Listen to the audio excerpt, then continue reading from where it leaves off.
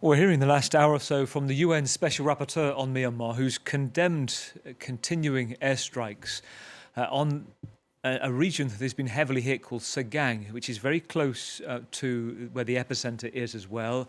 They've said this is a military regime aircraft which striking areas already said to be heavily damaged. And this particular part is not all of the town under government regime control. So that's said to be ongoing, targeting rebel strongholds there.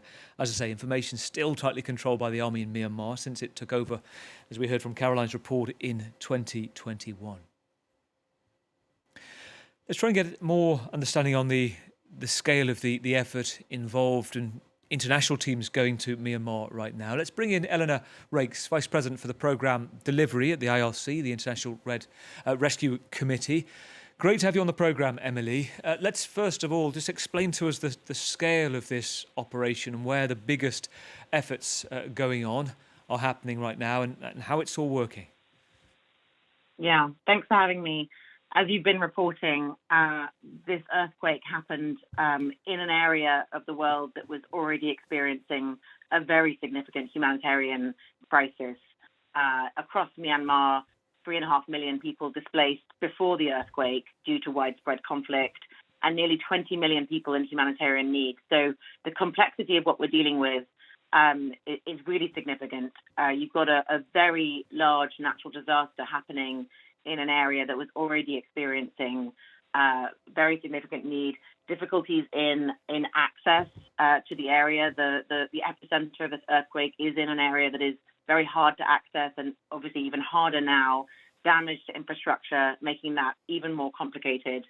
And we fear that the damage, the impact on human lives in the area is only still unfolding. We expect the number of dead, the number of missing people to continue to rise. Certainly the impact in terms of further displacement to be well into the thousands. And the aid effort is going to be very difficult because, as I've said, it's hard to access the area that's been most impacted. Of course, the impact is over quite a wide area, and our teams have been assessing needs in the areas that they've been able to get to yesterday and today. And we expect in this kind of situation to see, immediate needs in terms of basic emergency assistance, blankets, food, clean water, medical assistance. So all of that needs to be mobilized in short order. But one of the things that will be especially difficult for this is getting to the people in need. It's just been around for 34 hours now, Eleanor, since the earthquake happened. You talked about your team being deployed there and the difficult mix of the sheer scale of and severity of this, plus the geopolitics, the difficulty of dealing with a military regime. Tell us about where your team's been able to deploy so far. And I remember we were on air yesterday talking about how difficult it was to get with bridges down around Mandalay. How much do you assess hasn't been seen yet in terms of rescue teams getting to, and whereabouts is your team? Yeah, I think we're still at the beginning of really assessing the full extent of the damage, and I expect it will take weeks actually to really get to a full assessment. Roads are damaged, telecommunication lines are down, internet's down, further compromising ability to understand what's going on even remotely.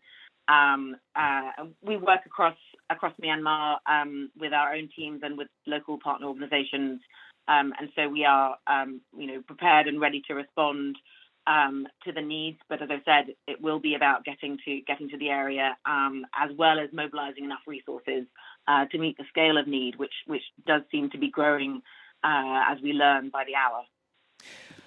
I've been reporting with international rescue teams before for search and rescue missions. I've seen firsthand Japan after the Fukushima earthquake, for example, the non-stop, no-sleep mentality of just getting onto the ground, sleeping in whatever school hall, whatever is available. So you explain it very well what your teams are going through right now.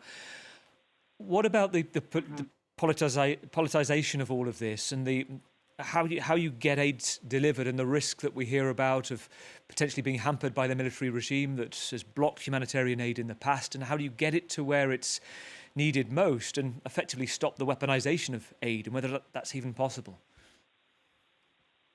Yeah, we've been working in Myanmar for many years. We began working there in 2008 following Cyclone Nargis, and we've been there ever since. I think what's really important, as you've been saying, Myanmar's endured years of conflict, and the situation is very complicated right now. It's crucial that organizations like ours, like the IRC, work hard to ensure that humanitarian aid reaches all of those who need it. And I think that's going to require a real concerted effort across the international community in partnership with the authorities on the ground to do that, because, this is a very significant disaster and immediate needs, life-threatening situation for hundreds, thousands of people right now going on. Just explain to those watching France 24 right now, Eleanor, how you tie in with other countries, how the international aid effort actually works on the ground. So we're hearing that India and China have sent significant teams at the moment, you obviously with the IRC there as well, and how you all try to coordinate together, because given you said we're right at the beginning of what is this huge scale of a challenge, which may, like you say, might take weeks to fully understand how severe it's been. Yeah. No, I think it's coordination is so important in these early days and so difficult as well, as you can imagine, with different actors mobilizing support. We work very closely with the UN system, with other NGOs, local and international, as I said, with the local authorities. It helps very much that we are present on the ground in Myanmar with a large team and know the context very well, so that it allows us to pivot to respond to this unexpected, additional crisis layered on top of the pre-existing crisis. You said earlier about, the intensity of responding in these moments, and that's absolutely right. We've got, local staff that are directly impacted by this too. We've had at least 2 staff have had their homes damaged by the earthquake, and so, the strain on our teams who are themselves impacted, their families, turning around and having to immediately think in a response mode. We've seen that time and time again across the world, and it is, remarkable resiliency comes into play in these moments. But it's very difficult, for all of those on the ground responding. It's heartbreaking right now. Are you getting any kind of picture, Eleanor, from your team, or is it too early to get this yet? From Sagan, where we're hearing from the UN that there are some military aircraft still continuing airstrikes in rebel-held areas in the aftermath of this earthquake, in terms of how dangerous it can be for some of the rescue teams now trying to operate in the midst of this, and at the risk of a continuing war.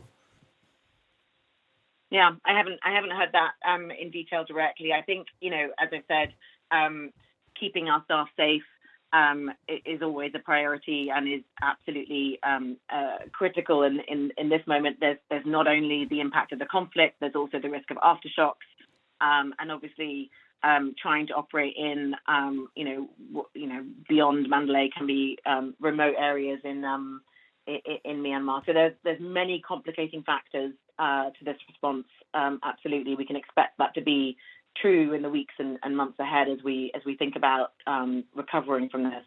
Thanks for your time, Eleanor, and for the incredible work your team is doing right now. Elinor Raikes, Vice President for the Programme Delivery at the International Rescue Committee. Thank you.